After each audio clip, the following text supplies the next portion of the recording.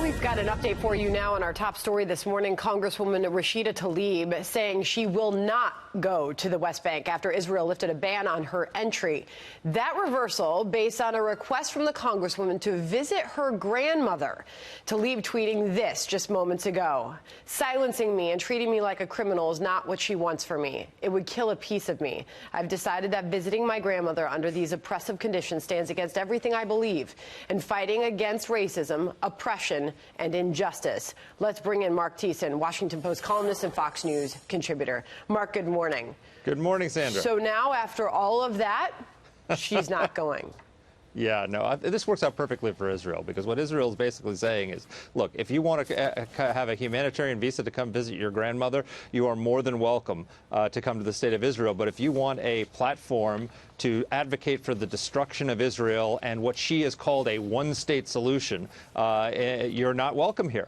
I think that's a perfectly legitimate position to take. Look, I think all the outrage about this is just so overwrought. Why is it okay for them to boycott Israel, but it's not okay for Israel to boycott them?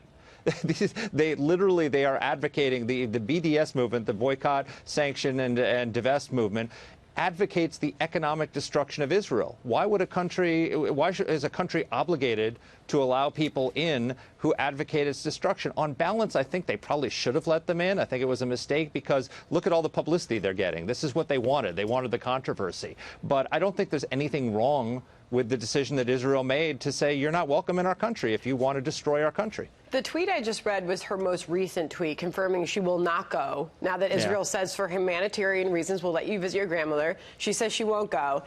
What she tweeted just before that, about 1 hour ago, was this. When I won, it gave the Palestinian people hope that someone will finally speak the truth about the inhumane conditions. I can't allow the state of Israel to take away that light by humiliating me and use my love for my city to bow down to their oppressive and racist policies. So where does that leave this, Marc? It leaves it that we've got two anti-Semites in Congress who advocate the destruction of Israel. I mean, the people are the critics of Israel's decision are basically saying it's wrong to it's wrong to say they're elected members of Congress, and it's wrong to bar a member of Congress. The problem is not that Israel is barring members of Congress. The problem is that we have two members of Congress who are virulent anti-Semites. And the fact is, there's anti-Semitism on both the left and the right, and both sides are responsible for policing their own movements. Donald Trump needs to consistently reject the alt-right and the anti-Semites and the people who are marching on the streets of Charlottesville saying Jews will not replace us. But the problem is, anti-Semitism on the left is not skinheads on the streets of Charlottesville. It's members of Congress. It's people in the halls of power who have an influence. Omar is a member of the House Foreign Affairs Committee. She's actually involved in setting Israel policy. That's outrageous, and the Democrats can't bring themselves to condemn her for what she said about Israel. Ilhan Omar's ban stands this morning, and here she is responding to that in her own words, saying, quote, Trump's Muslim ban is what Israel is implementing. Sadly, this is not a surprise given the public positions of Prime Minister Netanyahu. Now, there are members of the Republican Party who stood up against this ban and said that these congresswomen should be allowed entry, including Marco Rubio. He tweeted this out, quote, I disagree 100% with the congresswoman and the author of the anti-BDS bill we passed in the Senate. And he referenced the fact that he is the author of the anti-BDS bill in the Senate. But denying them entry into Israel is a mistake. But denying being blocked is what they really hope for all along in order to bolster their attacks against the Jewish state. So he made the case that they should be allowed in, Marc. Yeah, so I agree with Marco Rubio, because he's making the point exactly that this is what they wanted. If you look at the TikTok of what happened, is they introduced a resolution supporting the BDS movement, the boycott of Israel, knowing that there was a law in Israel saying that they could be banned for that, and then announced that they were going to Israel. So I think they were taunting Israel into banning them, because that's what they really want. They want the publicity. But look, it's ridiculous to say this is a Muslim ban. It's an anti-Semite ban. You're not being barred because you're a Muslim from coming. There are many Muslims who live in Israel, and you're being banned because you're an anti-Semite.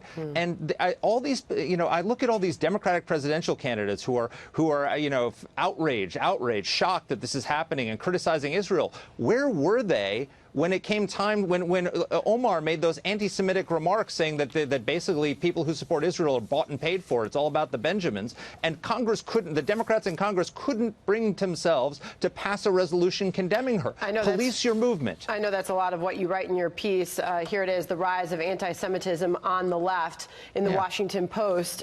You wrote this piece that more broadly speaks about the problem of anti-Semitism rising across the world. Here's the words of Steve Scalise, another Republican member of Congress, by attempting to travel to Israel with an organization that includes members who support terrorism against Israel. Reps Omar and Tlaib made it clear the only intention of their visit was to spew hate and advocate for policies that would actively undermine the Jewish state of Israel. This is an incredibly controversial decision, and the reaction continues to pour in this morning. Final thoughts, Mark.